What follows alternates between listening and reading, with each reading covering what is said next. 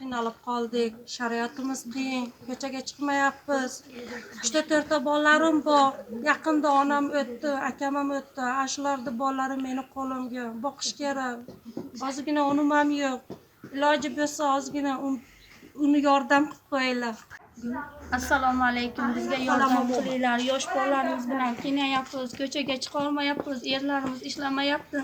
O'sha yerda yosh bolalarim bor, yetim ukalarim bor. Shariatim qiyin, qaynotam bo'lsa, operatsiya bo'lgan. Bizga yordam qiladigan hech kimimiz yo'q. Iltimoslardan yordam qilib qo'yinglar. Shariatimiz qiyin. Mana shu mayda millatga sizlardan iltimos yordam qilib qo'yinglar.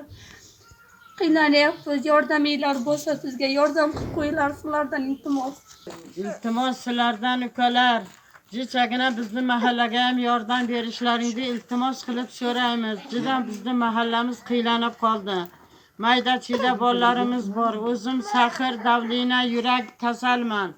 3-4 ta yetimlarim jichagina yomon qiynalib qoldi. Sizlardan iltimos so'ranish. Kelgan pomishda bizga hech kim yordam qilgan yo'q bir oydan beri. Bolalarim bizga ozgina yordam.